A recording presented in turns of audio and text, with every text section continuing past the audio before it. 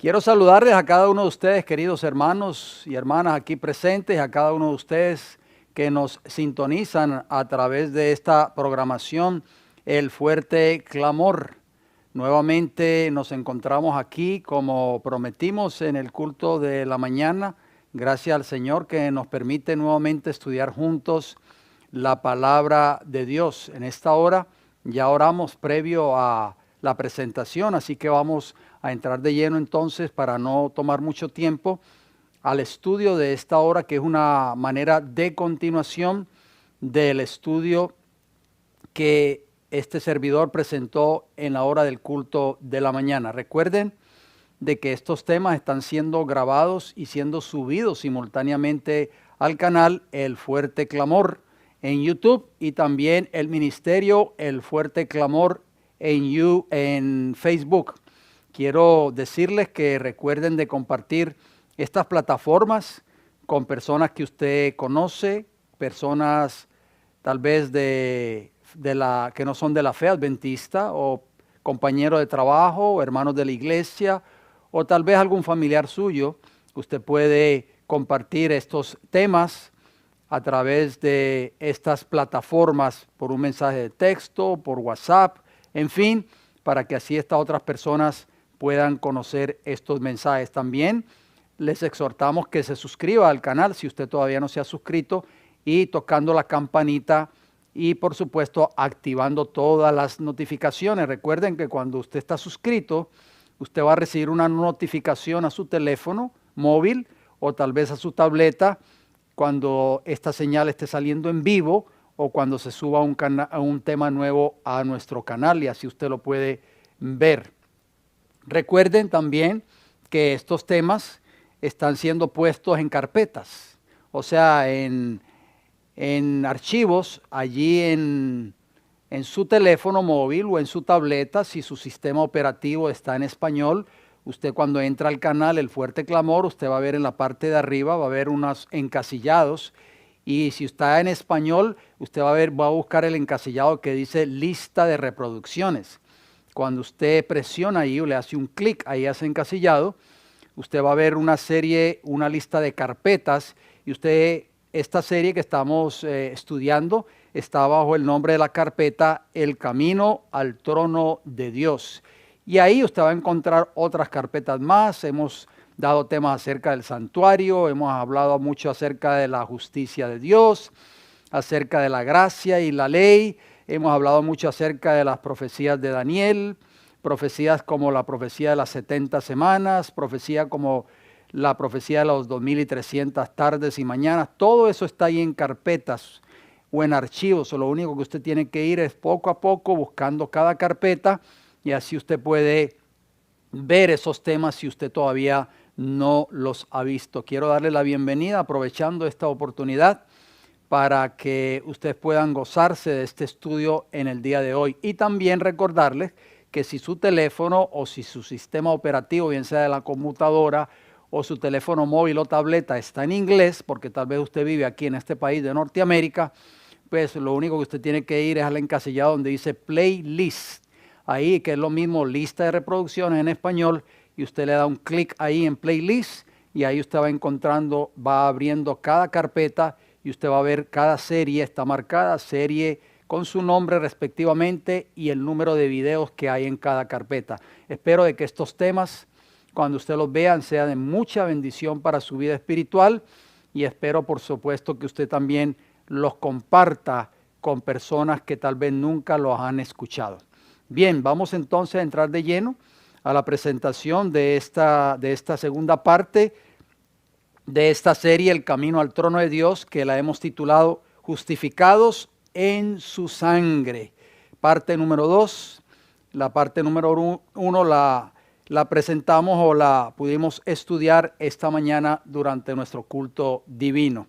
Voy a leer el versículo de introducción, así que les exhorto de que tengan sus libretas, sus cuadernos de apuntes, para que así ustedes puedan copiar cada uno de estos versículos, y así ustedes en la comunidad de su hogar, una vez haya terminado este mensaje o en su tiempo libre, ustedes se puedan asentar tranquilamente con su Biblia y puedan estudiar cada uno de estos textos bíblicos. Romanos capítulo 5 y el versículo 9 nos dice así la palabra del Señor: pues mucho más, estando ya justificados en su sangre, por él seremos salvos de la ira. O sea, por Cristo. Fuimos justificados por Cristo. ¿En qué? En su sangre. O sea, si no hubiese Cristo muerto por nosotros en la cruz del Calvario, lamentablemente ustedes y este servidor quien les habla, no tuviésemos esperanza de vida eterna. Agrego dos textos más si desean apuntarlos. En Romanos capítulo 3 y el versículo 24, el mismo apóstol Pablo sigue diciendo, siendo justificados gratuitamente. Fíjense que esta palabra gratuitamente es muy importante porque nosotros no tuvimos que pagar por la salvación. Fue un regalo de Dios a través de Cristo Jesús. Lo único que nosotros tenemos que hacer es aceptar ese regalo o rechazarlo. Muchos hoy tristemente lo están rechazando, otros lo están aceptando. Espero de que entre esos que están aceptando este don de la salvación, que no nos costó a nosotros absolutamente nada, porque le costó la vida y la muerte del Hijo de Dios, nosotros lo podamos aceptar en nuestras vidas. Dice que fuimos justificados gratuitamente por su gracia. La gracia en la Biblia significa es el regalo de Dios, la misericordia de Dios en favor de la raza humana. ¿Mediante qué cosa? Mediante la redención que es en Cristo Jesús. El libro de Efesios, el mismo autor, el apóstol Pablo, que escribió el libro de Efesios, nos dice en el capítulo 1 y en el versículo 7, en quien tenemos redención por su sangre, el perdón de pecados, según las riquezas de su gracia. Nuevamente aparece la palabra redención. Dos palabras que mencioné en la mañana de hoy, pero las quiero volver a mencionar por si usted no está sintonizando y no escuchó la primera parte de este tema. Claves allí en esos textos que leímos de Romanos 5:9, de Romanos 3:24 y de Efesios 1:7 es justificados y redención. ¿Qué significa la palabra justificados en griego? Dikaio significa declarar a alguien justo o inocente. Justificar, ser libre. Eso fue exactamente lo que Cristo hizo por nosotros a través de su sangre preciosa. Nos ha declarado como justos o inocentes. Qué maravilloso es que cuando una persona es juzgada, por ejemplo, por algún tribunal en esta tierra y se lleva a cabo el juicio, y cuando el jurado dicta sentencia o llega a tener el veredicto, esa persona que escucha la sentencia y dice el acusado fulano de tal ha sido declarado inocente de sus cargos. Esa persona, hay alegría de la familia, hay felicidad, y la parte acusada, pues obviamente el juez dicta sentencia: señor fulano de tal, señora fulana de tal, usted libre, se puede ir tranquilamente a su hogar. Que le vaya bien y que Dios le bendiga. Así que es muy importante eso lo que Cristo ha hecho por nosotros, que nos ha declarado libres, nos ha declarado inocentes, gracias a su sangre preciosa que derramó por nosotros en la cruz del Calvario. Y la palabra redención, ¿qué significa en el original en griego? Bueno, apulotrosis. Apulotrosis significa una liberación efectuada o adquirida por el completo pago de un rescate. Como lo mencionamos hoy en la mañana, cuando una persona es secuestrada, por ejemplo, y sus familiares pagan por el rescate a sus secuestradores. Eso es prácticamente lo que Cristo hizo. Nosotros antes estábamos esclavizados en el pecado, habíamos sido, si se puede decir así, secuestrados por Satanás cuando vivíamos en el pecado, pero Cristo, gracias a la muerte de Cristo Jesús en la cruz del Calvario, Cristo efectuó en nuestro favor un rescate completo. ¿Qué más significa esa palabra redención en griego? Significa redención, significa también liberación. Muy importante, tengamos en mente esos dos significados de esa palabra griega de justificados y redención. ¿Por qué? Porque ya lo leímos. Pablo decía que fuimos justificados en su sangre, fuimos justificados gratuitamente por su gracia y también mediante a la redención que es en Cristo Jesús, o sea, mediante la liberación o el rescate que Cristo hizo en nuestro favor cuando murió por nosotros en la cruz del Calvario. Y finalmente también el apóstol Pablo decía que tenemos redención solamente en Cristo. ¿Por qué solamente en Cristo? Porque solamente Jesús fue el que murió por nosotros en el Calvario. Ningún ser humano, ni ningún prelado de la iglesia, ni ningún santo, como así se le llama hoy, de acuerdo a la iglesia de Roma, que a ciertas personas llama santos, ninguna de esas personas, ni la Virgen María inclusive, murieron por ustedes y por este servidor en la cruz del Calvario. Solamente Cristo Jesús. Vamos a entrar a una parte que no tocamos, obviamente, hoy en la primera parte de este estudio. Vamos a hablar acerca de que nosotros somos justificados solo por gracia. Recuerde, la palabra gracia es el don gratuito de parte de Dios en nuestro favor. Es como un regalo. Nosotros no lo merecíamos. Les voy a poner un ejemplo. Si una madre tiene un hijo o un matrimonio tiene un hijo, por así decirlo, y ese hijo durante todo el año fue un hijo malcriado, desobediente a sus padres, irrespetuoso hacia sus adultos o hacia sus maestros en la escuela, y también fue un mal estudiante todo el año, y al fin de año ese hijo les pide que le compren un regalo, por ejemplo, por así decirlo, una bicicleta. ¿Ustedes creen como padres ese hijo se merece ese regalo? Por supuesto que no. Precisamente nosotros estábamos en esas condiciones.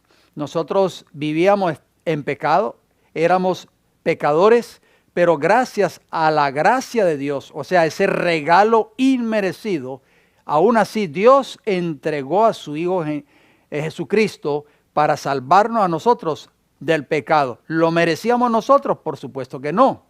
Nosotros lo que merecíamos era la muerte eterna, pero gracias a que Cristo vino a esta tierra y gracias a su gracia, o sea, su regalo o don inmerecido hacia la raza humana, nosotros podemos algún día alcanzar la salvación. Por eso tenemos que darle gracias a Jesús todos los días de nuestras vidas. Tenemos que agradecerle a nuestro Señor y Salvador Cristo Jesús por su amor y por su misericordia. La justicia. Piensen en estas preguntas que yo hago a veces para que nosotros vayamos meditando en ellos. Cuando hablamos de justicia, tenemos siempre que recordar que esa justicia va como enlazada con la ley moral de Dios. En el santuario, que ustedes ven ahí el cuadro, estaba el tabernáculo en sí, estaba dividido por dos departamentos. El primer departamento era el lugar santo y el segundo departamento era el lugar santísimo. En el lugar santo se encontraban tres artefactos: la mesa con los panes de la proposición, la lámpara de los 7 brazos, y frente al velo que separaba el lugar santo del santísimo, porque había un velo que separaba, y usted se preguntará, ¿y por qué tenía Dios que poner un velo allí separando o cubriendo el lugar santo del santísimo? Por la sencilla razón de que Dios tenía en el calendario hebreo un día que era el día de la expiación, que era el día 10 del 7º mes del calendario hebreo, en hebreo Tishri, para nosotros octubre. En ese día, solamente en ese día, entraba el sumo sacerdote a hacer expiación por los pecados del pueblo de Israel. Hoy para los judíos modernos se le conoce como el día del Yom Kippur. Y es por eso que Dios, a través de la visión que le mostró a Moisés en el monte, le ordenó que pusiera ese velo allí que dividía el lugar santo del santísimo. ¿Por qué? Porque ningún sacerdote que estuviera oficiando en el primer departamento podía ver el arca del pacto, solamente la podía ver el sumo sacerdote y solamente una vez al año. ¿Qué sucedía ahí en el arca del pacto? El arca del pacto era por supuesto, era de madera de acacia, pero estaba cubierta de oro puro. Y dentro de esa arca habían 3 cosas. estaba la ley moral de Dios, que son los 10 mandamientos, que representa la base del gobierno de Dios, y estaba también la vara de Aarón que había florecido y había una porción del maná. Todo eso tiene un significado muy importante. Esa arca, ese cofre, vamos a decirlo así, tenía una tapa. Esa tapa se le conocía como, en la versión en español, se le conoce como la tapa del propiciatorio. En la versión en inglés, si usted lee inglés, usted ve en la Biblia King James, por así decirlo, dice la silla de la misericordia. Y sobre esa tapa habían 2 querubines labrados de oro puro, mirando en reverencia hacia abajo, como mirando hacia la tapa del propiciatorio.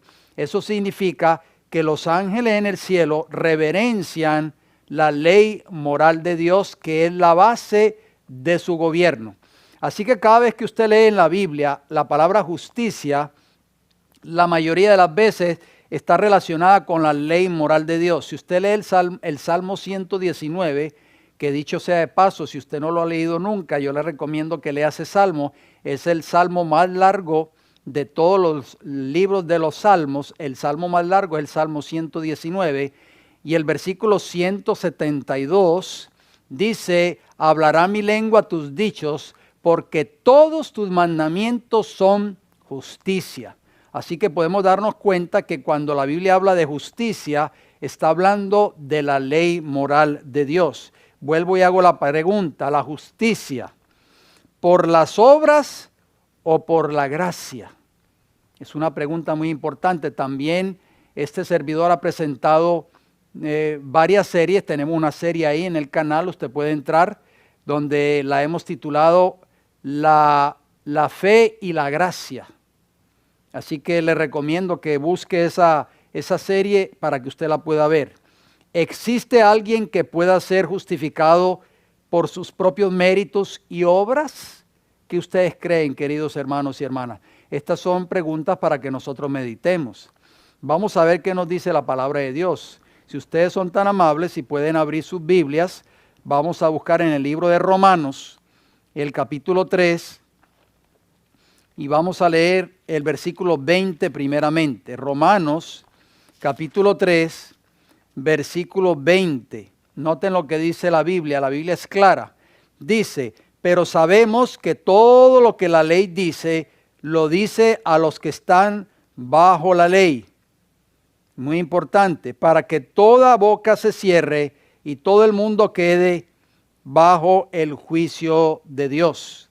O sea, los que están bajo la ley en la Biblia, aquí está hablando del juicio de Dios.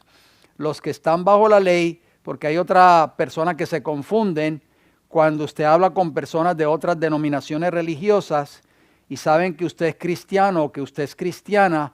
Lo primero que las personas acostumbran a preguntar es: ¿y de qué iglesia es usted? ¿O a qué iglesia usted pertenece? Y cuando usted le dice: bueno, yo soy creyente adventista del séptimo día, lo primero que la mayoría de estas personas le dicen: ah, ustedes son los que guardan el sábado, ¿verdad? Dice: sí, con nosotros guardamos el sábado porque es el día de reposo de acuerdo a lo que dice la palabra de Dios. Y la respuesta o la afirmación que le dan es la siguiente: bueno, nosotros no guardamos el sábado porque ya no estamos bajo la ley, sino bajo la gracia. Eso era para los judíos, pero ya nosotros no estamos bajo la ley, estamos bajo la gracia. Pero si usted lee el versículo 19, detenidamente, dice que los que están bajo la ley están bajo el juicio de Dios. Interesante. Entonces, ¿qué significa estar bajo la ley? El que está bajo la ley es el que está transgrediendo la ley de Dios. Cuando usted viola alguno de los principios de la ley de Dios, usted está bajo la ley, o sea, bajo la condenación de la ley. Es igual que cuando usted viola una ley de tránsito. Cuando usted va por una zona escolar, por así decirlo, y le dice bien claro el rótulo del límite de velocidad, 25 millas por hora, y usted va a 50 o a 55, si usted es detenido por un oficial de la policía que estaba por ahí escondido, un patrullero, por así decirlo, lo más probable es que usted va a recibir una multa. ¿Por qué? Porque usted está violando una ley. Cuando el policía lo para automáticamente y le pone las luces, Usted en ese momento, usted está bajo la ley, no bajo la gracia, bajo la ley, porque usted ha violado una ley de tránsito. Pero digamos, por así decirlo, usted se encuentra con un policía que es buena gente. Le dice, mire caballero, usted va a 50 millas por hora y en una zona escolar es a 25. Ay, oficial, perdóneme, es que no me di cuenta, iba un poco distraído. Y el oficial mira su licencia, checa y ve que su registro, su récord está limpio. No tiene tickets o no tiene multas pendientes ni nada de eso. Y el oficial le dice, bueno, le voy a dar una segunda oportunidad. Trate de prestar más atención la próxima vez y lo deja ir y no le da la multa. En ese momento usted está bajo la gracia. Pero esa gracia le da a usted la autoridad para volver otra vez a arrancar pisando el acelerador y, como dicen por ahí en Latinoamérica o en el Caribe, quemando goma. No, usted no puede ya hacer eso, porque la gracia no es una licencia para nosotros seguir transgrediendo la ley de Dios. Mire lo que dice el versículo 20 de Romanos capítulo 3. Dice, ya que por las obras de la ley ningún ser humano será justificado delante de él, porque por medio de la ley es el conocimiento del pecado. O sea, nosotros conocemos el pecado de gracias a ¿qué? Gracias a la ley de Dios, queridos hermanos. Aquí está hablando, por supuesto, de esa ley moral de Dios. ¿Qué es pecado? Transgresión de la ley. Pero, dice la Biblia, que nosotros no vamos a ser declarados justos, justificados, que es lo mismo, o declarados justos o inocentes. ¿Por qué? Por las obras de la ley. ¿Por qué? Porque ya lo vimos en los textos que leímos de introducción. La justificación, la redención es gracias a la gracia y a la misericordia y a la redención de nuestro Señor Jesucristo. Y entonces usted me dirá, yo sé que usted estará pensando, ¿se da cuenta? Así que nosotros ya no tenemos que guardar la ley. Vamos a seguir estudiando, no leamos solamente un texto. Vamos a ver qué nos dice el versículo 28. Romanos capítulo 3, el mismo apóstol Pablo dice, concluimos pues que el hombre es justificado por fe sin las obras de la ley. Pablo no está diciendo que ya no tenemos que guardar la ley de Dios, porque ya lo leímos en el versículo anterior, en el versículo 20, la última parte, porque por medio de la ley es el conocimiento del pecado. Y yo estoy seguro, y yo sé que ustedes han estudiado la palabra de Dios, porque así lo dice la Biblia, ningún transgresor de la ley de Dios o ningún pecador va a entrar jamás al reino de los cielos. Entonces Pablo no puede enseñar en un versículo que la ley, a través de la ley nosotros conocemos lo que es pecado, y no va a decir en el otro versículo que el versículo 28, que sin las obras de la ley ningún hombre es justificado, o sea, sin las obras de la ley es justificado el hombre por la fe y sin las obras de la ley. Eso Pablo no está diciendo que no tenemos que obedecer la ley de Dios. Vamos a ver qué nos dice el libro de Gálatas, el capítulo 2 y el versículo 16. Noten lo que dice Gálatas, el capítulo 2 y el versículo 16. Sabiendo que el hombre no es justificado, y nuevamente la palabra justificado, declarado justo, inocente o libre. No es justificado por las obras de la ley, sino por la fe de Jesucristo. Nosotros también hemos creído en Jesucristo para ser justificados por la fe de Cristo y no por las obras de la ley, por cuanto por las obras de la ley nadie será justificado. O sea, los judíos eran muy estrictos en la obediencia a la ley de Dios. Estamos de acuerdo, era muy estricto en la observancia del sábado y otras leyes más. Era muy estricto en cuanto a la observancia de ese mandamiento que dice no cometerás adulterio. ¿Recuerdan cuando en Juan capítulo 8 llevaron ante Jesús casi arrastrado prácticamente a la mujer que la habían hallado en adulterio? Y la llevaron ante Jesús y le dijeron, maestro, esta mujer ha sido encontrada cometiendo en el mismo acto adulterio. Y Moisés nos mandó que a tales mujeres o a tales personas teníamos que apedrearlas. ¿Tú qué dices? Obviamente ellos hicieron eso para tenderle una trampa a Jesús. Fíjese que Jesús nunca dijo, no, la ley no hay que guardarla, no hay que apedrearla porque eso no hay que guardarlo. Ese mandamiento ya no existe o ya no es válido. Jesús nunca dijo eso. Si usted sigue leyendo Juan capítulo 8, Jesús le dijo a esos hombres, a esos líderes de la nación judía que llevaron a esa mujer ante Jesús, les dijo, el que esté libre de pecado, tire la primera piedra. Por supuesto, todos estaban transgrediendo la ley de Dios, porque todos y cada uno de ellos fueron dejando las piedras y fueron dando media vuelta y se fueron. Pero lo interesante es que al final, Jesús, cuando vio que todos se habían ido, todos sus acusadores se habían ido, se agachó, levantó a la mujer y le dijo, mujer, ¿dónde estaban los que te condenaban? ¿Ninguno te ha condenado? Ella mira a su alrededor y le dice, ninguno, Señor, ni yo te condeno, vete y sigue transgrediendo la ley de Dios. No, Jesús no le dijo eso, ¿verdad que no? Jesús le dijo, vete y no peques más. O sea, podemos darnos cuenta, hay un ejemplo bíblico de que Cristo nunca estuvo en contra de la obediencia a la ley moral de Dios. ¿Por qué? Porque la transgresión de la ley de Dios es pecado, dice 1 Juan 3:4.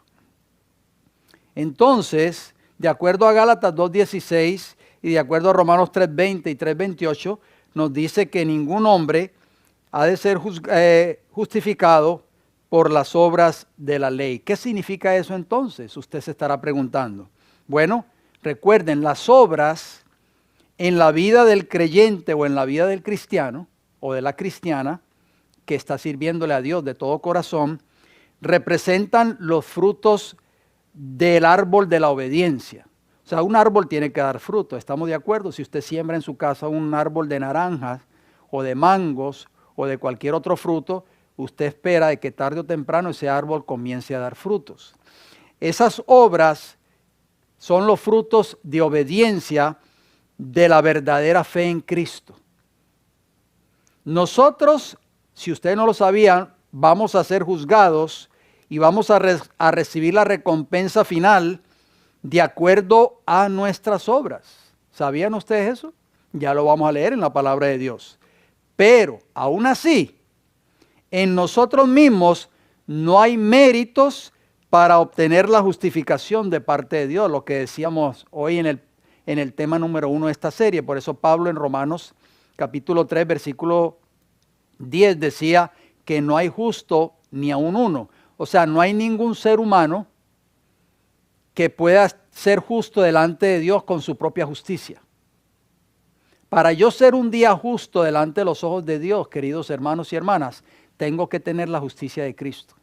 Mi propia justicia, que es como trapo de inmundicia, como leíamos en el libro de Isaías, no me va a dar nunca la entrada al reino de los cielos. Eso fue lo que enseñó el apóstol Pablo. Pero hay muchas personas que han tergiversado ese versículo bíblico y han llegado a la conclusión de que ningún ser humano puede ser justo ante Dios y que estaremos pecando hasta que Cristo venga. Eso no es lo que enseña la palabra de Dios. Cuando usted escuche ese mensaje en su iglesia a la cual usted asiste, o en el labio de algún predicador, quien quiera que sea, ese mensaje no tiene las credenciales divinas. Ok, entonces, en nosotros mismos no hay méritos, como dije, para obtener la justificación de parte de Dios. ¿Por qué? Porque cuando somos vestidos con la justicia de Cristo, oigan bien, ya no somos nosotros obrando, sino Cristo obrando en nosotros. O sea, ahora hacemos las obras de Cristo, no las nuestras. Ahora vivimos la vida de Cristo en nosotros. Eso lo enseñó el apóstol Pablo. ¿Sabían ustedes eso? El apóstol Pablo lo enseñó en Gálatas capítulo 2 y el versículo 20. Acompáñenme en sus Biblias o apúntenlo. Gálatas 2:20 dice, con Cristo estoy juntamente crucificado. De eso hablamos en el tema anterior de esta serie hace 2 semanas atrás. Tenemos que crucificar todo. Tenemos que morir al pecado y a la carne. El altar de los sacrificios, como ustedes ven ahí en este cuadro, representa el Calvario. Cristo fue crucificado en el Calvario. Por eso Pablo dice, con Cristo estoy juntamente crucificado y ya no vivo yo. ¿Se dan cuenta? Pablo es claro. Ya no era Saulo de Tarso. Ya no vivo yo, dijo él, mas vive Cristo en mí.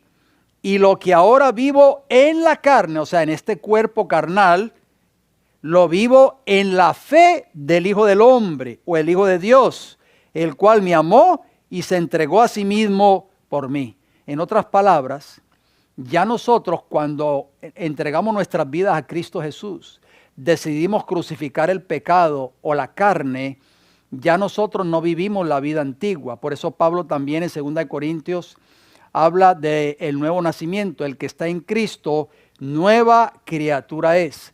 Las cosas viejas pasaron, he aquí, todas son hechas nuevas, dice el apóstol Pablo, que hemos leído ese texto muchas veces, 2 Corintios 5:17. Así que tenemos que estar en Cristo para hacer las obras no nuestras, sino las obras de Cristo, porque ahora Cristo está gobernando nuestras vidas. Ahora es Cristo actuando en nosotros a través del Espíritu Santo. Vamos a leer otro texto, Filipenses capítulo 2. Acompáñenme en Filipenses capítulo 2 y el versículo 13. Noten bien lo que dice la palabra del Señor. Esto es muy importante, estos textos. Dice Filipenses 2:13. Porque Dios es el que en vosotros, o sea, Cristo morando en nosotros, el que en vosotros produce así el querer como el hacer por su buena voluntad.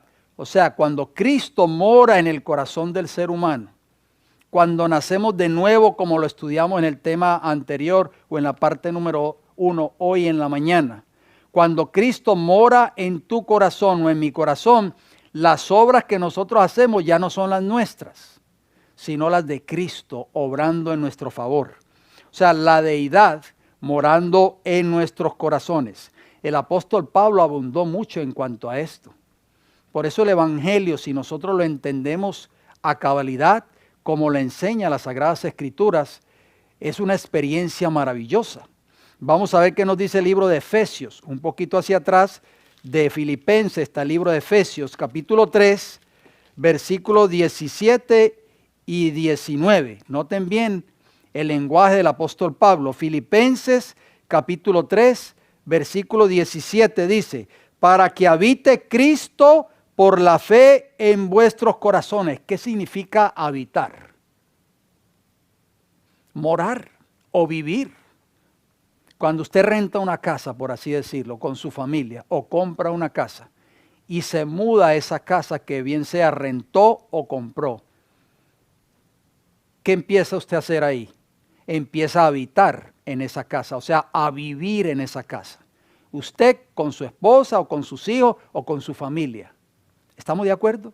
Entonces dice el versículo de Efesios 3:17, para que habite Cristo por la fe en vuestros corazones. O sea, Cristo tiene que vivir ahora en tu vida y en mi vida, en tu corazón y en mi corazón, a fin de que arraigados y cimentados en amor. Versículo 19, y de conocer el amor de Cristo que excede a todo conocimiento, para que seáis llenos de toda la plenitud de Dios. Si nosotros queremos ser llenos de toda la plenitud de Dios, de la pleroma de Dios, esa palabra en griego, plenitud es pleroma, o sea, todo lo que es la deidad en sí, tenemos que dejar de que Cristo gobierne nuestras vidas y que Él more en nuestros corazones. Y es una experiencia diaria, no solamente los fines de semana cuando venimos a la iglesia. Tenemos que andar con Cristo en el trabajo, en la casa, en la calle o donde quiera que nosotros vamos. Cristo tiene que ir con nosotros, Cristo tiene que morar en nosotros. Y cuando Cristo está morando con nosotros, estamos haciendo las obras no nuestras, sino las obras de Cristo. Dice el libro de Colosenses. Piensen bien que Pablo ahí en el versículo 19 de Efesios 3 dice para que seáis llenos de toda la plenitud de Dios. Colosenses, vamos a Colosenses nuevamente. está después de Filipenses. Colosenses capítulo 1, versículo 19 dice, por cuanto agradó al Padre que en Él, ese Él es Cristo, en Él habitase toda plenitud. Así que esto es muy importante. En Cristo, cuando Él estuvo en esta tierra, habitaba o vivía la plenitud del Padre, o sea, la deidad.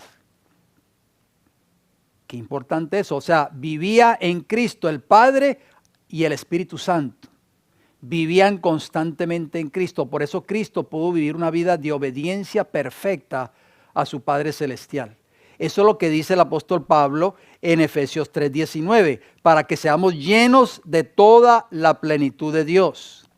¿Y qué dice Colosenses allí mismo, el capítulo 2 y el versículo 9? Noten lo que dice Pablo hablando de Cristo. Porque en Él, o sea en Cristo, habita corporalmente toda la plenitud de la deidad. Es importante que nosotros tengamos en cuenta eso. O sea, queridos hermanos y hermanas, aunque somos salvos solo por la gracia, las obras que nosotros hacemos no es para obtener la salvación. Las obras son el fruto de la salvación que Cristo hizo en la cruz del Calvario en favor del pecador. Cristo obedeció a su Padre cuando Él estuvo en esta tierra. Lo dice Juan capítulo 15 y el versículo 10. Jesús dijo, yo he guardado los mandamientos de mi Padre y permanezco en su amor. Pero hay algo muy importante. Ustedes saben que lo hemos estudiado mucho en temas anteriores, en profecías como la profecía de las 2300 tardes y mañanas, que está ahí en el canal, bajo la carpeta de serie de Daniel 8:14. Si usted todavía no ha entrado a esa carpeta, yo le exhorto a que lo haga, tome su tiempo para hacerlo y entre a esa carpeta para que estudie todos esos temas. Al final de ese gran periodo profético de Daniel 8:14, que comenzó a correr esa gran profecía que, dicho sea de paso, es la profecía más larga de tiempo profético que se encuentra registrada en la Biblia, de 2300 años, comenzó a correr en el año 457 a.C.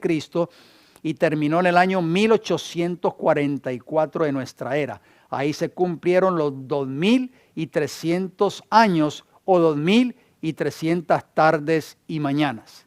¿Qué comenzó al final de ese gran periodo profético, querido hermano y hermana que me escucha en esta hora? Bueno, comenzó la obra de lo que se hacía en el segundo departamento del santuario celestial. Comenzó la obra de la purificación del santuario, o que es lo mismo, igual a el juicio investigador. Todo eso lo hemos estudiado. No puedo repetir todos y cada uno de esos textos, porque todo eso está grabado. Lo único que usted tiene que hacer es entrar al canal y ver todos esos estudios o esos temas para que así usted tenga un conocimiento más amplio de ese tema tan importante. Y vamos a ver en esta hora que las obras van a jugar un papel muy importante, oigan bien, en la decisión. Tus obras, mis obras, claro, no las mías propias ni las tuyas propias, son las obras de Cristo obrando en tu corazón y en mi corazón, que son los frutos de la obediencia, van a jugar un papel muy importante en la decisión final que se tome en el juicio cuando tu nombre o mi nombre sean llamados a compadecer ante el juez de toda la tierra. ¿Quieren leerlo? Abran sus Biblias en Mateo capítulo 16 para que ustedes vean, porque muchas personas creen que solamente por la fe y que las obras no tienen nada que ver. Mateo capítulo 16, versículo 27. Estas son palabras de Jesús. Jesús hablando ya unos pocos días antes de morir en la cruz del Calvario. Mateo 16, versículo 27 dice, porque el Hijo del Hombre, hablando de su segunda venida, por supuesto, vendrá en la gloria de su Padre con sus ángeles y entonces pagará, oigan bien, pagará a cada uno conforme a su fe. No, perdón, leí mal. Conforme a sus obras. Entonces nos estamos dando cuenta que las obras van a jugar un papel muy importante en la decisión final a favor suyo o en contra suyo, a favor mío o en contra mía, cuando se lleve nuestro nombre o cuando nuestros nombres sean llamados a compadecer en el juicio. Vamos a leer otros textos, sean tan amables, acompáñenme en Apocalipsis capítulo 20, el último libro de la Biblia, Apocalipsis capítulo 20, y leeré los versículos 12 y 13. Apocalipsis 20, 12 y 13 nos daremos cuenta que el ser humano va a ser juzgado según sus obras. ¿Sabías tú eso? Que el juicio se va a llevar a cabo de acuerdo a tus obras, de acuerdo a mis obras. Dice Apocalipsis 20, 12. Dice así la Escritura: y vi a los muertos, esto lo vio Juan, el que escribió el libro de Apocalipsis, grandes y pequeños, de pie ante Dios, y los libros fueron abiertos. Hago una pausa ahí, un paréntesis. Si usted lee Daniel capítulo 7, Daniel tiene una visión similar y dice que vio a un anciano de día sentado sobre su trono, y dice que se sentó y los libros fueron abiertos. O sea, el juicio, el inicio del juicio investigador en el cielo. Sigue diciendo Apocalipsis 20:12, y otro libro fue abierto, el cual es el libro de la vida, y fueron juzgados, oigan bien, ¿fueron qué? Juzgados los muertos por las cosas que estaban escritas en los libros, según sus obras. O sea, la Biblia es clara. ¿Por qué equivocarnos? ¿Por qué rechazar este mensaje? Tu decisión final en el juicio, mi decisión final en el juicio, va a ser basada en tus obras o en mis obras. Si dimos frutos de obediencia de acuerdo a la voluntad de Dios, recibiremos el don de la salvación. Si nuestras obras estuvieron en contra de lo que dice la palabra de Dios, lamentablemente recibiremos la sentencia de condenación final. Noten lo que dice el versículo siguiente, el versículo 13 de Apocalipsis 20. Y el mar entregó los muertos que había en él, y la muerte y el Hades es el sepulcro, entregaron los muertos que había en ellos, y fueron juzgados cada uno, oigan bien, cada uno fue juzgado según, ¿qué cosa? Sus obras. Qué interesante. Así que aunque las obras, nadie va a ser justificado por las obras, sino que somos justificados por la fe y por la gracia de Dios y por la sangre de Cristo Jesús en nuestro favor. Las obras son el fruto de si esa fe que tú y yo profesamos es genuina y es verdadera. Y sobre esas obras seremos juzgados un día en el juicio investigador. Voy a compartir con ustedes un pensamiento de este hermoso libro que se llama Palabras de Vida del Gran Maestro. Página 254, eso se encuentra en el capítulo 24 de este libro. Nos dice: la justicia es hacer lo correcto. Eso es justicia. ¿Por qué hay tanto crimen, tanto vandalismo, tanto pecado hoy en el mundo? Porque el mundo está en rebelión contra la ley moral de Dios, porque el mundo está viviendo en una vida de injusticia, no de justicia. La justicia es hacer lo correcto, y es por sus obras, oigan bien, por sus obras, por lo que todos, subraye esa palabrita, todos han de ser juzgados. Lo enseña la Biblia y lo enseña el espíritu de profecía. Nuestros caracteres se revelan por lo que hacemos. Oigan bien, las obras muestran o mostrarán un día si la fe que tú y yo profesamos es genuina o no. Interesante declaración, repito. Palabras de Vida del Gran Maestro, página 254. Si usted tiene una página, un libro de pasta rústica o de portada rústica, busque el capítulo 24 de ese libro y ahí va a encontrar esa declaración. En otras palabras, las obras del cristiano que ha nacido de nuevo ya no son suyas, sino ¿qué? Sino las obras de Cristo obrando en su vida. ¿Ve la diferencia, querido hermano y hermana? Por eso Pablo decía que por las obras ningún ser humano será justificado ante Dios. Porque tus obras, mis propias obras, nunca nos van a justificar delante de Dios, pero cuando nosotros nacemos de nuevo, ya tus obras, ya mis obras no son las mías, sino las de Cristo, la deidad, como decíamos en los textos anteriores en Colosenses 1:19, en Colosenses 2:9 y en Efesios 3:17 y 19, esa plenitud de la deidad morando en nuestros corazones. Es el que hace la obra, es el que, en otras palabras, Cristo obrando en tu vida. Es por eso que Pablo enseñó que nuestras obras no podrán nunca justificarnos ante Dios. ¿Estamos entendiendo? Pero al ser juzgados y recibir la recompensa de salvación, la sentencia, oigan bien, se va a tomar basada en las obras de Cristo obrando en nosotros, no en tus propias obras. Porque lo leímos en esta mañana también en el libro El Discurso Maestro de Jesucristo. Por tu propia fuerza, por mis propias fuerzas, yo no puedo obedecer ningún precepto de la ley moral de Dios. Tiene que morar Cristo en tu vida y en mi vida para que Cristo a través de su Santo Espíritu pueda darme el poder para hacer las obras y para obedecer cada uno de esos 10 mandamientos. Vamos a ver qué dice Juan capítulo 14. Mire lo que dijo Jesús en Juan capítulo 14, versículo 17. Un hermoso texto. Acompáñenme en sus Biblias, por favor. Juan capítulo 14, versículo 17. El Espíritu de verdad, esa palabra Espíritu está en mayúscula en sus Biblias. Eso significa que está hablando del Espíritu Santo. El Espíritu de verdad, al cual el mundo no puede recibir porque no le ve ni le conoce, pero vosotros le conocéis, porque mora con vosotros y estará ¿en qué? En vosotros. Morar y habitar es lo mismo, son sinónimos. Que habíamos leído en Efesios 3:17, para que habite Cristo por la fe en vuestros corazones, para que more Cristo por la fe en vuestros corazones. ¿A través de qué? A través del Espíritu Santo, ya lo estamos leyendo en Juan 14:17. Entonces, cuando el Espíritu Santo, el representante de Cristo en esta tierra, no el obispo de Roma, el representante de Cristo en la tierra es el Espíritu Santo, Él mora por la fe en nuestros corazones.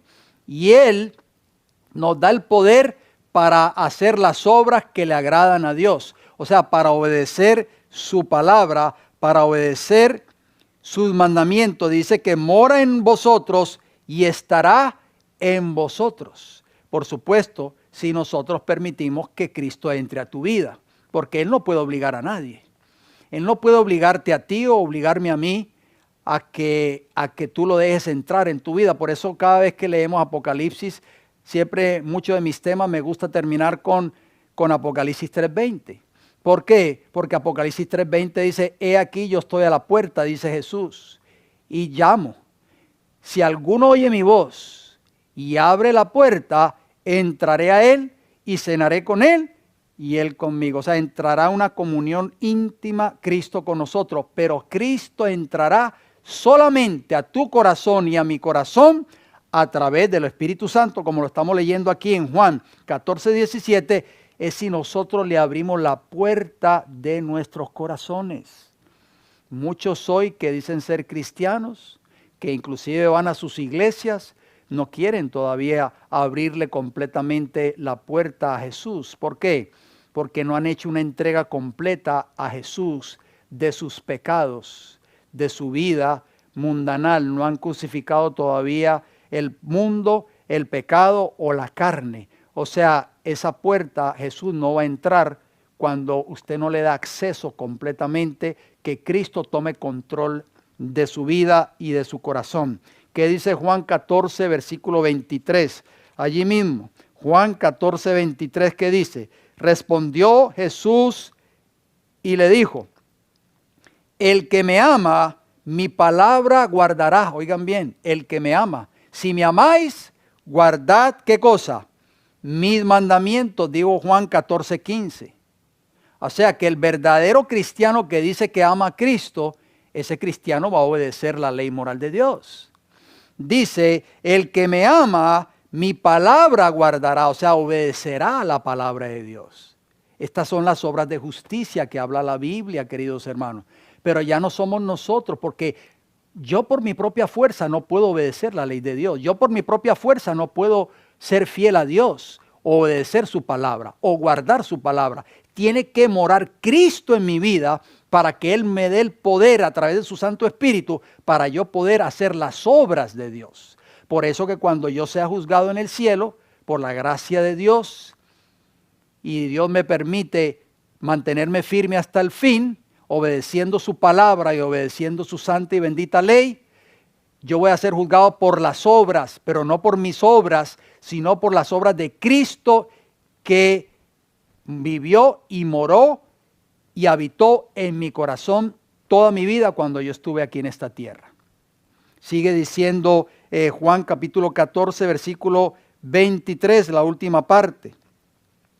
Y mi Padre le amará, o sea, el que me ama, mi palabra guardará, y mi Padre le amará. Oigan bien lo que dice la última frase, y vendremos a Él, o sea, mi Padre y yo, y también por supuesto el Espíritu Santo, y haremos morada con Él. Qué importante. O sea, vamos a vivir con esa persona. ¿Ve la diferencia, querido hermano y hermana?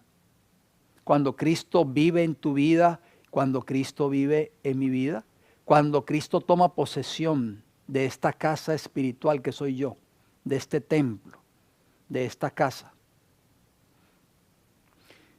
Jesús habló de una parábola del demonio que sale de una casa y se va. Y después de un tiempo, dice Jesús, que decide volver a la casa donde había salido. Y cuando regresa, dice que la encuentra desocupada y adornada. ¿Por qué adornada? Porque aparentemente esa casa que representa la vida de cada cristiano, aparentemente es un cristiano que va a la iglesia cada sábado o cada vez que hay cultos en sus iglesias, y aparentemente es un buen cristiano o una buena cristiana, aparentemente, pero por dentro está vacío. Por dentro ese cristiano o esa cristiana no tiene a Cristo morando en su corazón. Porque cuando nosotros tenemos a Cristo morando en nuestros corazones diariamente, esa casa va a estar llena. Y vamos a hacer siempre las obras de Cristo. No solamente cuando venimos aquí a la iglesia y los hermanos nos ven y dicen, wow, ese hermano o esa hermana qué consagrados son. Pero ¿cómo somos nosotros en el hogar cuando nadie nos está mirando?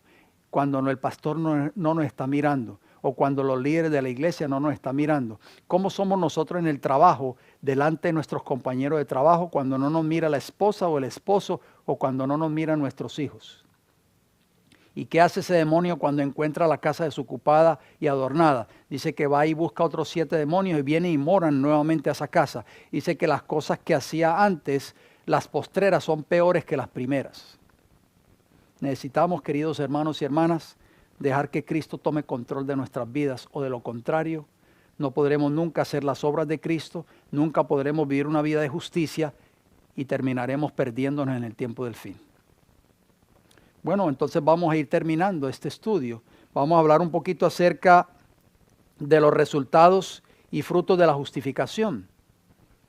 Cuando una persona es declarada justa o justificada, ¿qué ocurre con la condenación que esa persona merecía? Acompáñenme en Romanos capítulo 8. Romanos está después de Hechos. Capítulo 8, versículo 1. Noten bien, cuando una persona es justificada o declarada justa. Por supuesto, nadie va a ser declarado justo mientras esté transgrediendo la ley moral de Dios, porque la ley de Dios es justicia. Romanos 8:1, ¿qué dice? Ahora pues, ninguna condenación, oigan bien, ninguna condenación hay para los que están en Cristo Jesús. ¿Qué dice 2 Corintios 5:17? Volvemos y lo repetimos. De modo que si alguno está en Cristo Jesús, nueva criatura es. Las cosas viejas pasaron, he aquí todas son hechas nuevas. ¿Estamos entendiendo este mensaje en esta hora? Ninguna condenación hay para los que están en Cristo Jesús. O sea, en otras palabras, ninguna condenación hay para los que están viviendo una vida nueva en Cristo Jesús. O sea, ya no están viviendo su vida antigua, su vida de pecado. Los que no andan conforme a la carne, oigan bien, sino conforme al Espíritu. Y ese Espíritu está en mayúscula. O sea, están viviendo los frutos del Espíritu Santo de acuerdo a Gálatas capítulo 5. Usted puede estudiar ahí la tabla en Gálatas 5, los frutos del Espíritu y las obras de la carne. La Biblia dice claramente, el apóstol Pablo dice claramente que los que practican las obras de la carne no heredarán el reino de los cielos. Juan capítulo 14, volvamos a Juan y el versículo 10. ¿Qué nos dice Juan 14, 10? Miren lo que dice, hermoso versículo. Dice, ¿no crees que yo soy en el Padre y el Padre en mí? Le dijo Jesús a Felipe. O sea, ¿quién vivía en el corazón y en la mente de Cristo? Vivía el Padre. Eso es lo que nosotros necesitamos hoy, en este tiempo más que nunca. Las palabras que yo os hablo, no las hablo por mi propia cuenta, sino que el Padre, oigan bien, el Padre que mora en mí, o sea, que habita en mí, como decíamos en Efesios 3:17, para que habite Cristo en vuestros corazones. El Padre que mora en mí, dice el apóstol claramente,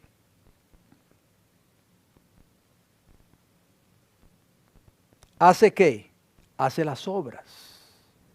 ¿Quién hacía las obras? El Padre que moraba en Cristo Jesús, Juan 14:10. Y el Espíritu Santo ahora debe morar en nuestros corazones. ¿Y quién hace esas obras? ¿Yo? Yo no puedo. Porque yo por mis propias obras, por mi propia fuerza, yo no puedo guardar la ley de Dios. Lo leímos hoy en la mañana. Por mi propia fuerza yo no puedo obedecer la palabra de Dios. Yo tengo que dejar a Cristo que entre a mi vida. Y que Cristo comience a gobernar mi vida. Que Cristo comience a vivir en mi vida diariamente.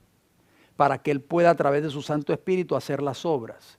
Basado en esas obras es que vamos a ser juzgados en el día del juicio. Voy a leerle una declaración muy importante en otro hermoso libro que se llama, o ya lo mencionamos, Palabras de Vida del Gran Maestro. Escuchen bien, apunten esas declaraciones, esas páginas. Páginas 254 y 255. Eso está en el capítulo 24 de este libro. Repito, Palabras de Vida del Gran Maestro. Páginas 254 y 255. Dice así el Señor en su palabra. Por su perfecta obediencia, está hablando de la obediencia de Cristo, ha hecho posible que cada ser humano obedezca los mandamientos de Dios. O sea, más claro que el agua no podemos leer esta declaración. Tanto la Biblia como el Espíritu de Profecía nos dicen y nos enseñan en esta hora que por la perfecta obediencia de Cristo, Él ha hecho posible que cada ser humano, no dice que algunos, que cada ser humano obedezca los mandamientos de Dios. Cuando usted oiga un mensaje en su iglesia a la cual usted asiste, o algún mensaje que usted escucha, bien sea por las redes sociales, de algún predicador, quien quiera que sea, que le diga a usted que ninguno de nosotros podemos obedecer la ley de Dios, es un mensaje falso. No es un mensaje verdadero. Sigue diciendo la declaración. Cuando nos sometemos a Cristo, oigan bien, tenemos que someternos. Someter el pecado, someter el mundo, la mundanalidad, los deseos de la carne. Todo lo tenemos que someter para que pueda haber un cambio en nuestras vidas. Cuando nos sometemos a Cristo, ¿qué sucede? El corazón, o sea, nuestro corazón se une con el corazón de Cristo. La voluntad, o sea, mi voluntad ahora se une con la voluntad de Cristo. La mente, o sea, mi mente llega a ser una con la mente de Cristo. Los pensamientos se sujetan a Él. En otras palabras, vivimos su vida. O sea, en otras palabras, ya no vivimos la vida nuestra, sino la de Cristo. ¿Por qué?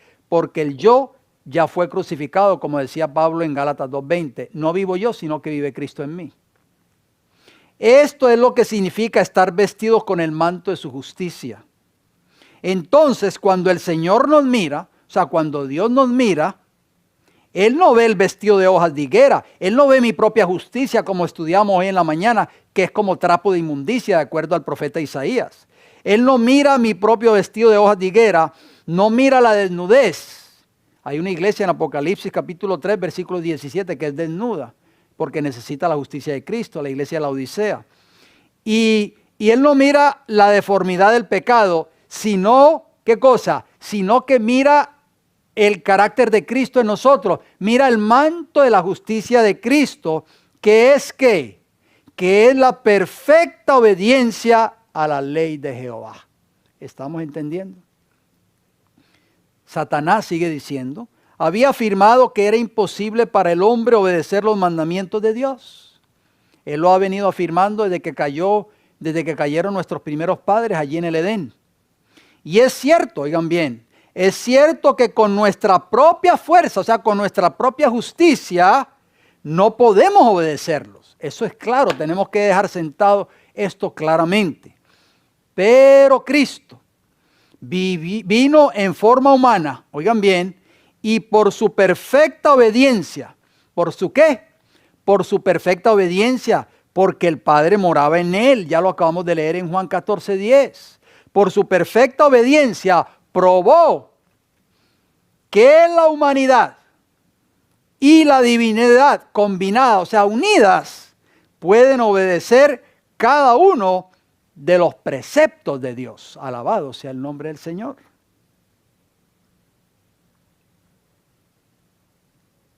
Mire qué otra declaración hermosa voy a compartir con ustedes en un devocional que se llama Cristo Triunfante. Tal vez usted tenga este devocional en su hogar, escrito por Elena G. White, del 19 de enero de este libro. Repito, Cristo Triunfante. Dice, no debemos servir a Dios como si no fuéramos humanos, sino según nuestra naturaleza redimida, no nuestra naturaleza caída. Fuimos ya redimidos por la sangre de Cristo Jesús en la cruz del Calvario, lo leímos al principio de este estudio.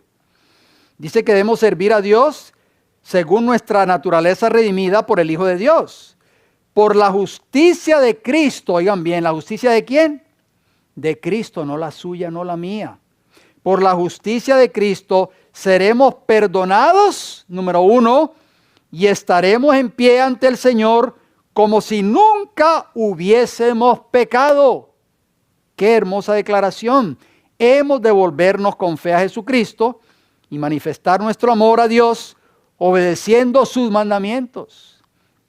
Estas son las obras de justicia que habla la Biblia y por esas obras vamos a ser juzgados en el día del juicio. O sea, qué maravilloso es que cuando nosotros estemos delante del trono de Dios un día, vamos a ser vistos por la justicia de Cristo. No por mi propia justicia, porque mi propia justicia, por eso Pablo dijo, no hay justo ni aun uno. ¿Por qué? Porque mi propia justicia nunca me va a dar la entrada al reino de los cielos. Es la justicia de Cristo morando en mi vida. El misterio que será consumado o que se realizará completamente. ¿Cuál es ese misterio que habla la Biblia? Vayamos al libro de Apocalipsis, capítulo 10. Acompáñenme por favor en Apocalipsis capítulo 10 y vamos a leer un texto allí muy interesante. Quizá usted lo ha leído anteriormente, pero tal vez no se ha tomado el tiempo para meditar en este texto. Apocalipsis capítulo 10, versículo 7 nos dice lo siguiente: sino que en los días de la voz del séptimo ángel, cuando él comience a tocar la trompeta, oigan bien, el misterio de Dios, ¿qué cosa? El misterio de Dios se consumirá, o se consumará, diría. El misterio de Dios se consumará. Y usted dirá, ¿eso qué significa esa palabra consumará? Esa palabra en griego significa, en griego es teleo, y significa terminará, o se cumplirá, o se logrará. O sea, la Biblia nos está diciendo que cuando comience a tocarse la trompeta del séptimo ángel, el misterio de Dios. ¿Y cuál es el misterio de Dios? Usted dirá, ¿de qué está hablando aquí este texto? Del misterio de Dios. ¿Qué es eso? Ya lo vamos a leer. El misterio de Dios se consumará, o sea, se terminará, se cumplirá, se logrará como Él lo anunció a sus siervos los profetas. Bueno, el misterio de Dios, ¿cuál es? Vamos a leerlo en el libro de Efesios capítulo 6. Efesios capítulo 6, acompáñenme en sus Biblias y vamos a ver cuál es el misterio de Dios que habla Apocalipsis 17. Efesios capítulo 6, versículo 19. ¿Qué dice el Señor en su palabra? El apóstol Pablo dando su testimonio. ¿Qué dice? Y por mí, a fin de que al abrir mi boca me sea dada palabra. Él pedía que oraran por él para que cuando él abriera su boca le fuera dada palabra para dar a conocer con denuedo es valor, con valor el misterio del Evangelio. Ahora estamos entendiendo. Entonces el misterio que habla Apocalipsis 17, que se va a consumar, que va a terminar, que se va a cumplir cuando el ángel o el séptimo ángel toque la trompeta, es el misterio del Evangelio. O sea, ¿qué es el Evangelio? ¿El Evangelio será un folleto de 20 lecciones? No, el Evangelio son buenas nuevas de salvación. Es una experiencia en tu vida y en mi vida que nos ayuda a nosotros a vivir una vida de salvación. O sea, el Evangelio nos rescata de nuestra vida de pecado y nos lleva a vivir una vida de obediencia a la ley moral de Dios. Porque lo contrario a pecado, que es transgresión de la ley de Dios, es obediencia a esa ley. Por eso Pablo en Romanos 1:16 dijo, no me avergüenzo del Evangelio, porque es poder de Dios, ¿para qué? Para salvación, al judío primeramente y después al griego, que somos nosotros, o sea, los gentiles. O sea, en el Evangelio hay salvación, salvación de tus pecados, salvación de tu vida de pecado. Dios, obrando en tu vida a través del Espíritu Santo, puede darte a ti y a mí la victoria sobre nuestros pecados.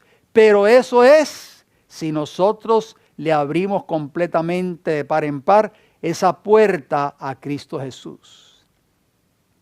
Para entrar usted por una puerta, bien sea de una casa, de un almacén o de una tienda, esa puerta tiene que estar abierta o solamente usted puede entrar si esa puerta está parcialmente abierta, digamos 1,5 pulgadas de abierta. Usted no puede caber por una puerta parcialmente abierta. Esa puerta tiene que estar abierta completamente para que usted pueda entrar. Pero hay personas que quieren abrirle la puerta a Jesús solamente 1 pulgada o 1,5 pulgadas nada más. Cristo no puede entrar así a tu corazón y controlar tu vida y tu mente. La deidad de Dios o la plenitud de Cristo, que es la deidad, no puede morar en tu corazón o en mi corazón si no le abrimos completamente esa puerta para que tome control de nuestras vidas. Ese misterio, usted sabe que hubo un pionero adventista que se llamó John Nevins Andrews. Y en su libro, El Juicio, sus eventos y su orden, página 51 y página 53, hablando acerca de este misterio de Apocalipsis 17, escuchen lo que este pionero adventista escribió.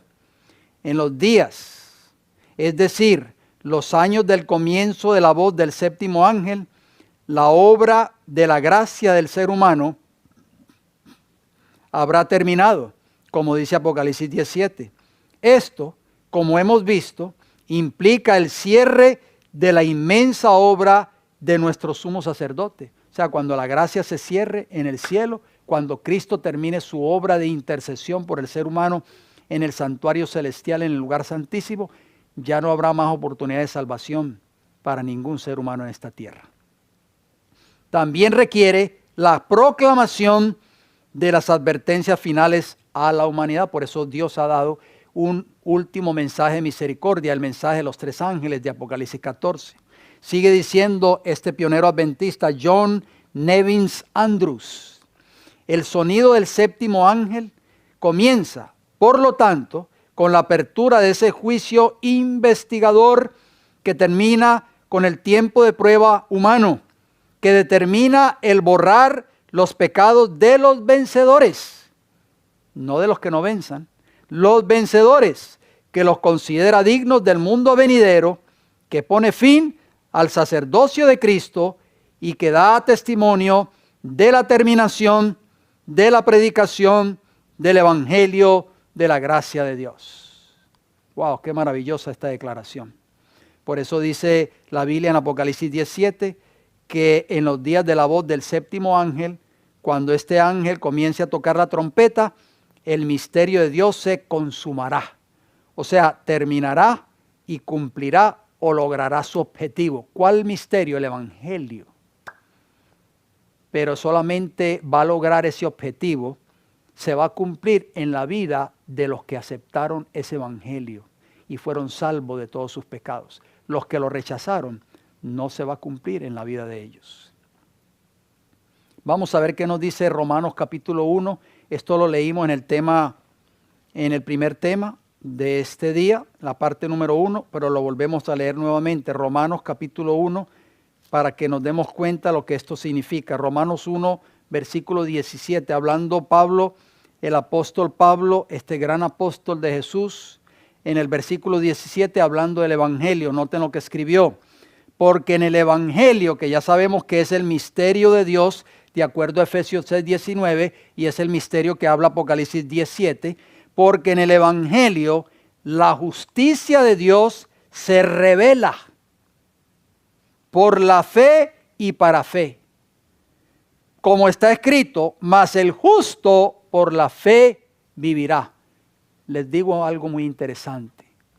Si usted dice que es cristiano, y usted dice que cree en Cristo, y usted dice que cree en el Evangelio, pero está desobedeciendo o está transgrediendo algún principio de la ley de Dios, ese Evangelio que usted está creyendo o que le han hecho creer sus líderes religiosos es un Evangelio falso. Por eso Pablo en Gálatas capítulo 1, usted lo puede leer, Gálatas capítulo 1, si quiere lo leemos rapidito, ya volvemos a Romanos, Gálatas capítulo 1, mire lo que escribió el apóstol Pablo, Gálatas capítulo 1, versículo 6. Estoy maravillado de que tan pronto os hayáis alejado del que os llamó por la gracia de Cristo para seguir un evangelio diferente. No que haya otro, sino que hay algunos que os perturban y quieren pervertir el evangelio de Cristo. ¿Cuál es el evangelio de Cristo? El que acabamos de leer en Romanos 1:17. Ya vamos a volver a Romanos 1:17. Gálatas 1:8 dice, mas si aún nosotros, oigan bien, si yo mismo, dice Pablo, nosotros los discípulos de Cristo, o un ángel del cielo, os anunciare otro evangelio diferente del que os hemos anunciado, sea anatema. O sea, incurra en maldición. ¿Y cuál es el verdadero evangelio entonces? Que habla Gálatas ahí capítulo 1, versículo del 6 al 8. El que habla Romanos 1:17, el evangelio, porque en el evangelio la justicia de Dios, todos tus mandamientos son justicia. O sea, el verdadero evangelio te va a llevar a ti, querido hermano y hermana que me escuchas, te va a llevar siempre a vivir una vida de justicia, de obediencia perfecta a la ley moral de Dios.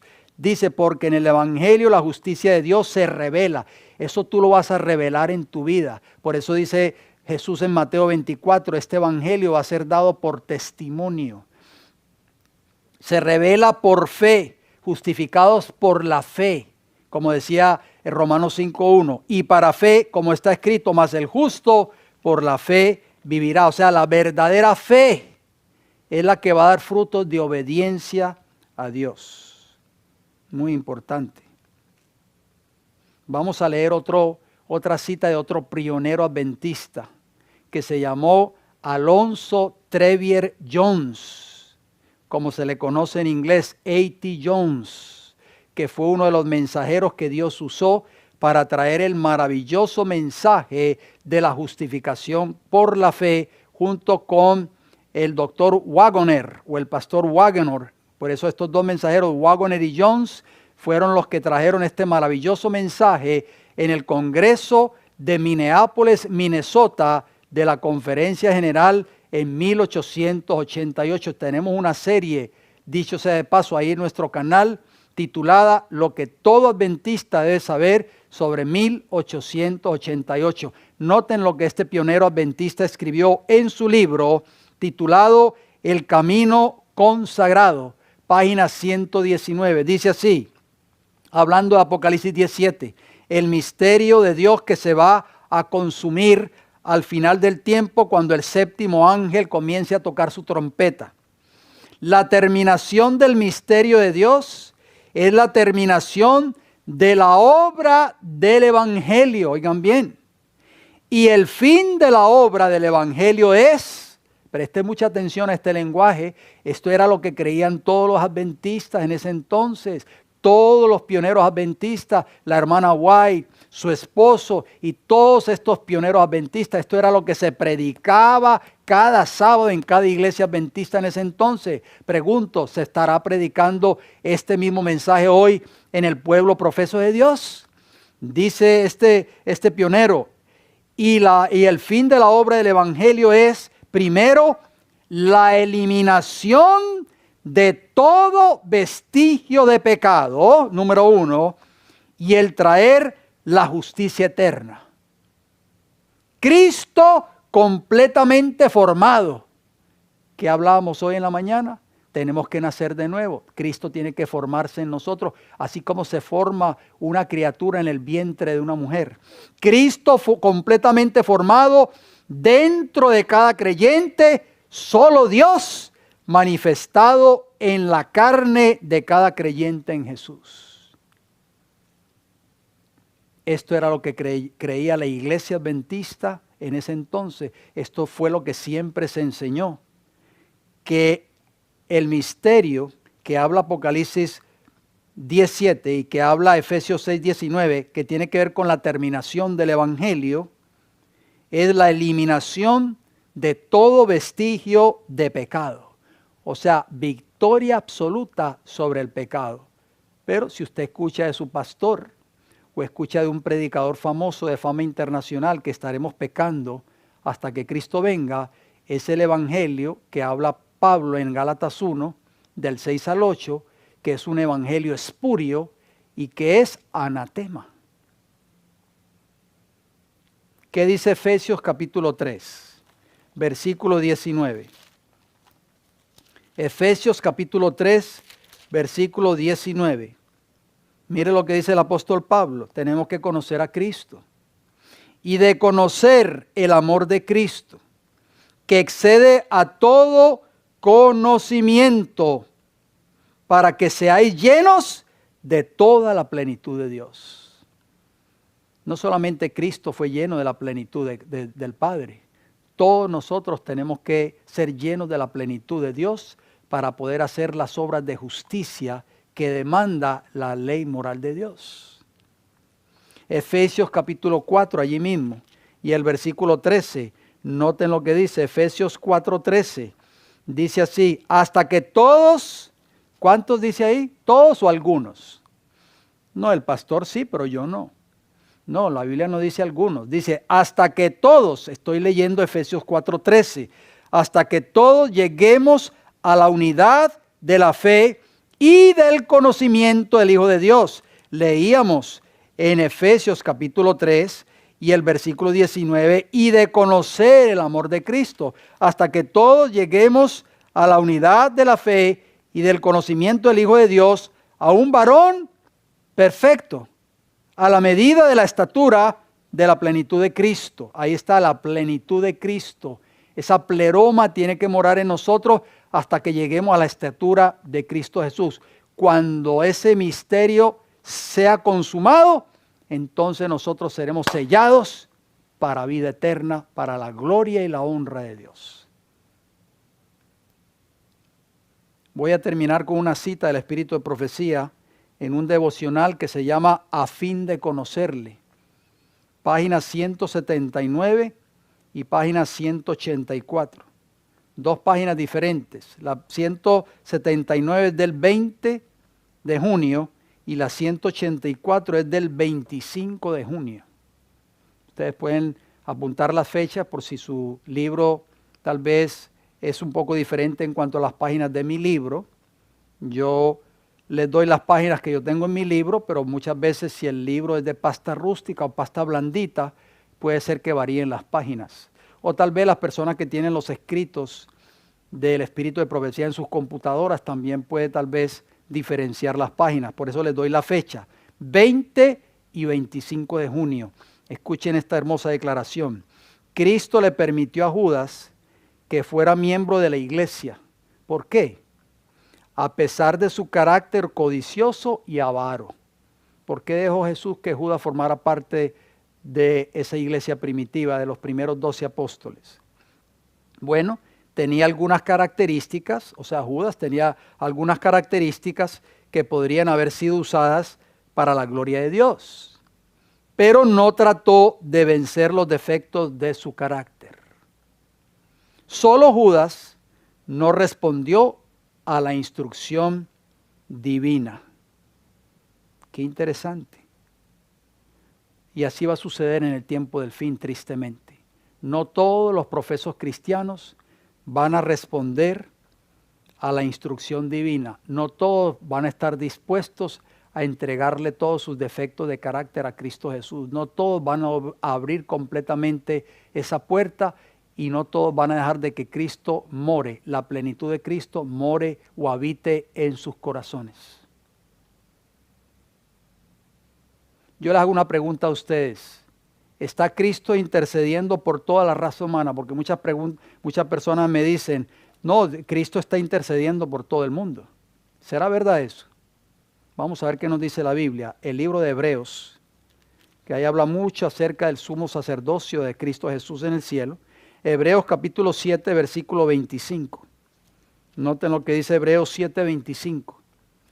Contestando la pregunta, ¿está Cristo intercediendo por toda la raza humana?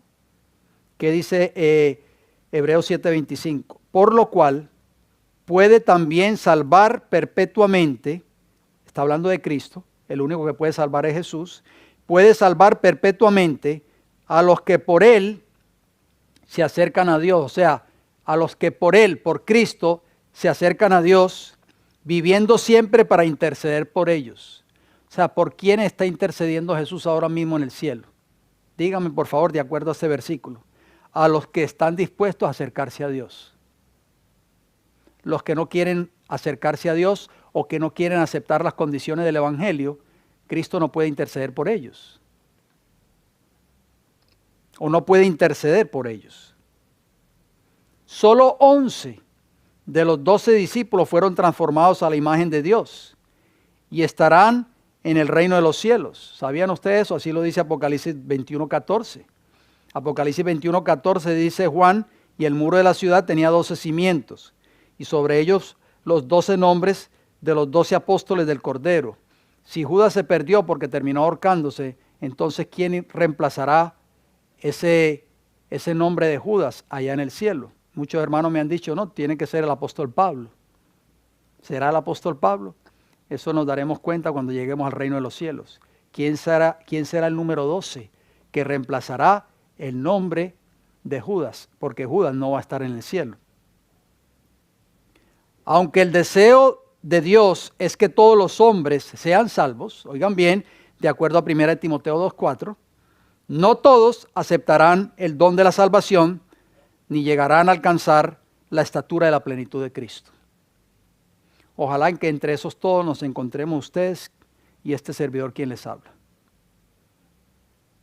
Jesús dijo lo siguiente en Mateo 7:14, porque estrecha es la puerta. ¿Cómo es la puerta?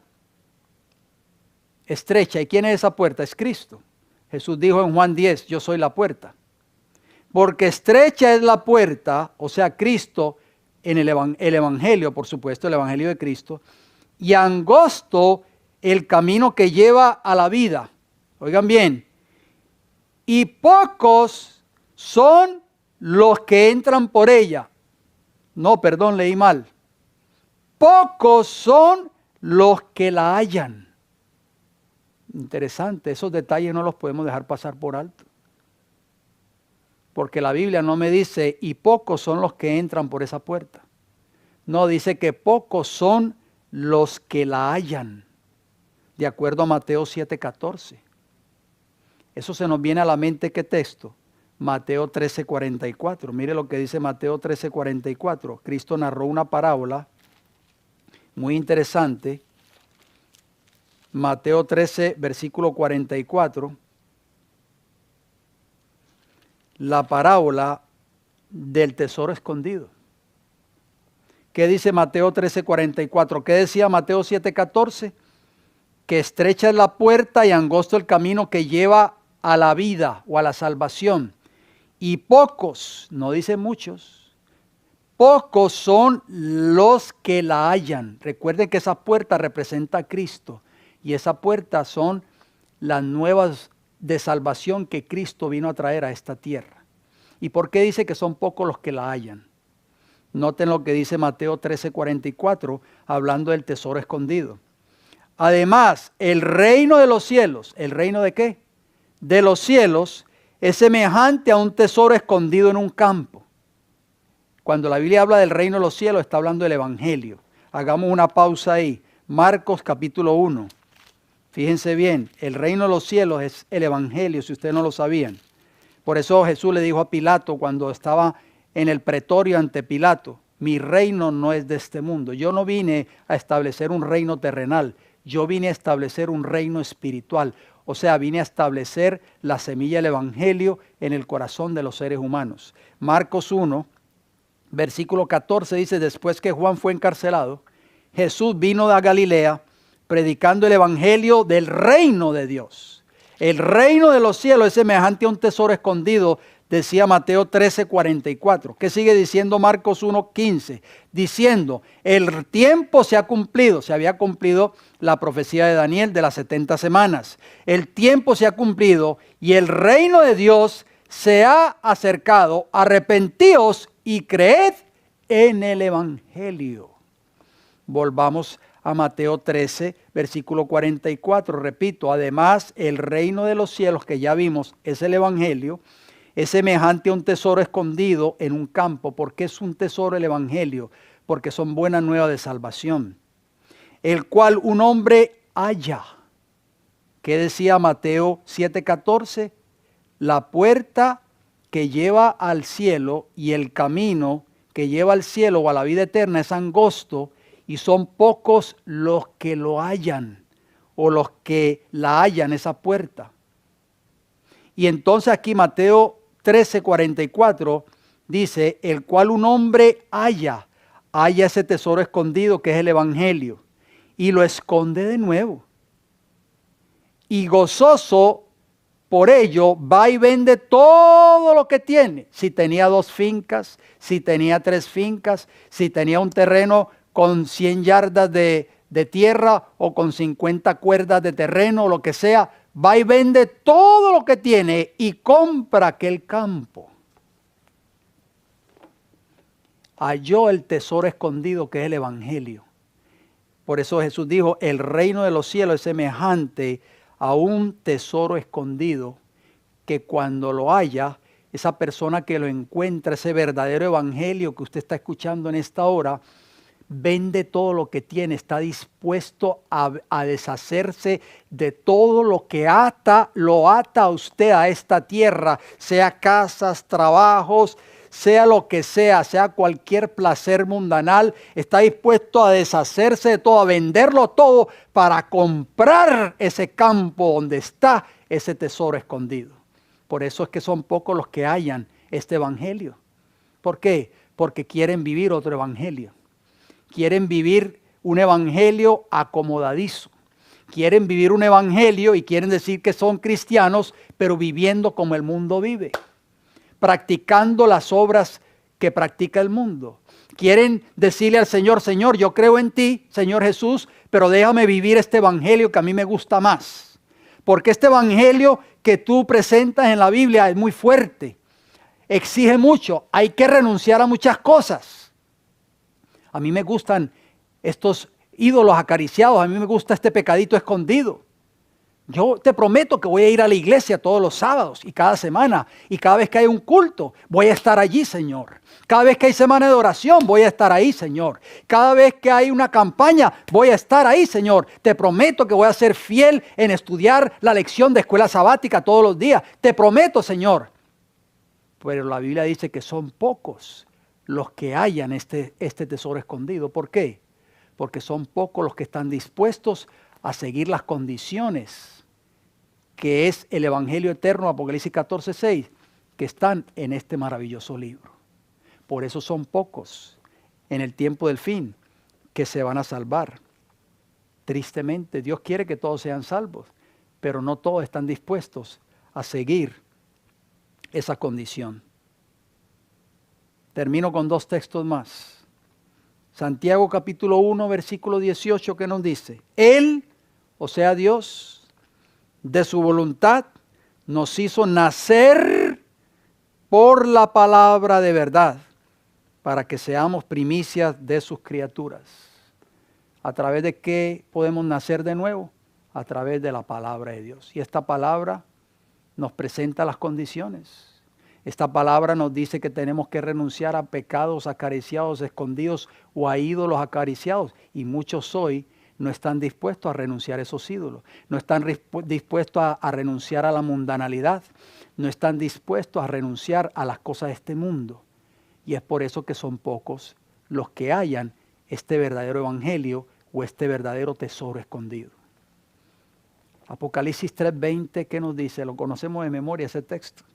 He aquí, dice Jesús, yo estoy a la puerta de tu corazón y llamo, toco. Yo estoy tocando, yo estoy llamando. Si alguno oye mi voz y abre la puerta, esa puerta permanece cerrada en los corazones de muchas personas hoy. Entraré a él y cenaré con él y él conmigo. Oh, querido hermano y hermana que me escucha en esta hora. Hemos escuchado un mensaje que viene de Dios.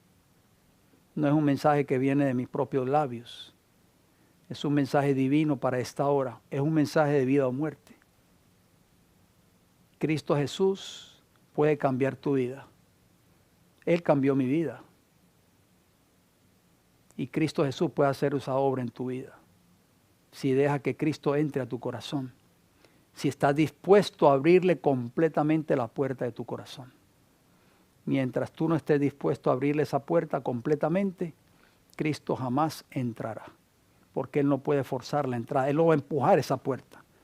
¿Tú sabes quién si va a querer empujar esa puerta? El ladrón. Cuando un ladrón quiere entrar a una casa y el dueño de la casa se percata que es un ladrón, el ladrón va a hacer todo lo posible por entrar y va a forzar la entrada y va a empujar esa puerta para poder entrar y robar, inclusive hasta atentar contra la vida del dueño o de los dueños de esa casa. Ese ladrón representa a Satanás en la Biblia. Cristo no es como ese ladrón. Cristo toca nada más. He aquí yo estoy a la puerta y llamo. Si tú oyes esa voz de Jesús, que es la palabra de Dios, el evangelio de salvación para este tiempo, el verdadero evangelio de Apocalipsis 14:6, el evangelio que predicó Pablo, el evangelio que predicó Jesús, el mismo evangelio que predicó Juan, Pedro y todos los discípulos de Cristo. Cristo quiere cambiar tu vida. ¿Estás dispuesto tú a hallar ese tesoro escondido? ¿Eres tú de esos pocos? Jesús te hace un llamado hoy, querido hermano y hermana que me escuchas. Quiera el Señor que ese llamado no sea en vano. Muy pronto esa puerta de la misericordia se va a cerrar. Cuando esa puerta se cierre, muchos van a gritar y van a llorar y van a decir: Señor, Señor, ábrenos, que ahora sí quiero entregarme completamente. Jesús les va a decir: no os conozco, apartados de mí, no sé quién sois. Esa puerta de la misericordia está abierta todavía. Jesús todavía sigue intercediendo por ti y por mí en el santuario celestial, frente al arca del pacto en el lugar santísimo. ¿Por qué no dejas que Jesús entre a tu vida? Jesús quiere eliminar toda la escoria de tu corazón y de mi corazón y limpiarlo completamente, y quiere darte un corazón nuevo, un corazón de carne. Ese es el pacto que el Señor quiere hacer contigo y conmigo en esta hora. Terminamos con una oración. Amante Dios y Padre Celestial, gracias por este evangelio eterno maravilloso, que es la justicia de Cristo Jesús obrando en nuestros corazones. Gracias, Señor, porque si dejamos que Cristo entre en nuestras vidas, nosotros ya no haremos las obras nuestras de pecado, sino que haremos las obras de Cristo en nosotros. Cristo, la deidad, morando en nuestros corazones, hará esas obras por nosotros. Nos dará el poder para obedecer. Nos dará el poder para vivir una vida de justicia. Cuando seamos llevados o llamados ante el tribunal de Cristo, no nuestras propias obras, sino las obras de Cristo en nosotros. Padre Celestial, esa sentencia final se tomará en nuestro favor. Seremos justos por toda la eternidad. Seremos declarados justos porque el Padre mirará la vida o la justicia de Cristo en nosotros, no mi propia justicia, que es como trapo de inmundicia. Padre, ayúdanos a entender este mensaje. Muchos profesos cristianos hoy, el pueblo de Dios se ha extraviado de este mensaje, Señor, tristemente. Está predicando un mensaje, un evangelio espurio, un evangelio que permite que la persona siga viviendo en transgresión de esa ley moral de Dios, porque se le enseña a muchos miembros de iglesia que todos estaremos pecando o que estaremos pecando hasta que Cristo venga, porque nadie puede guardar esta ley. Ayúdanos a entender este evangelio como lo entendieron los apóstoles, como lo entendió el apóstol Pablo, como lo entendió Pedro, Juan y el mismo Jesús cuando estuvo en esta tierra. Gracias por escucharnos. Que su Santo Espíritu tome control de nuestras vidas. Lo pedimos y lo agradecemos en el nombre de Jesús. Amén. Que Dios les bendiga grande y poderosamente, queridos hermanos y hermanas. Será hasta nuestra próxima oportunidad.